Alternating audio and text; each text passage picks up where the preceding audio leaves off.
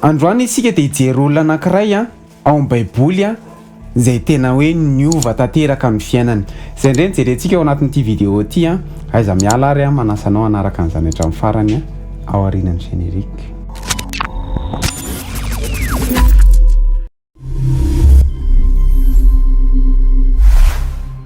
Manona fiadanan'ny tompo amintsika rehetra tompoko ary misaotra anao manaraka hatrany ny pejy.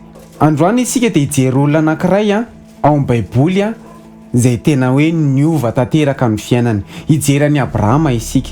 I Abrahama dia fantatritsika tsara ny tantarany fa efa sady efa antitra izy mivady momba ny vadiny. Nefa ny Andriamanitra te hanova ny fiainan'izy ireo. Dia ahoana nataon'Andriamanitra?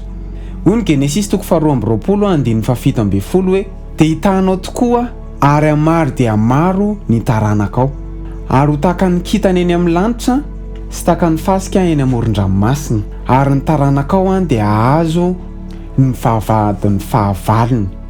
Inona ny tian'Andriamanitra tongavana amin'ny Abrahama? Satria nanan'Andriamanitra viana manokana izy ho rain'ny firenena maro. Tonga dia nino Abrahama? Na dia efa antitra ary ny vadiny na dia momba ary ny vadiny dia izy nino an'Andriamanitra.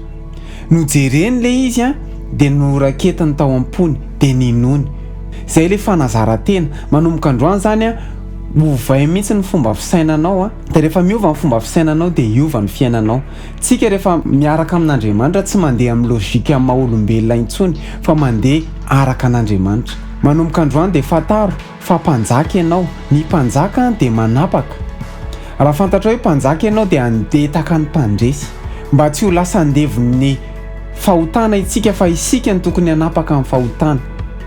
Fa raha miaina tahaka ny fianakavian'ny mpanjaka isika dia tsy handresy mihitsy fa dia ho resin'ny fahalotona, ho resin'ny fahotana, ho resin'ny masturbation. Noho izany mijereny tenanao tahaka ny fijerin'Andriamanitra anao. Noho izany rehefa miova ny fisainantsika dia miova ny fiainantsika. Raha nafinaritra anao ny vidéo dia aza misalasala, milike sy micommente sy mipartage. Dia raha mbola tsy abonné amin'ny page ianao dia manasanao hisabonina amin'ny page. Manome fotoana antsika amin'ny herin'ny minute izao indray. Veloma tompoko.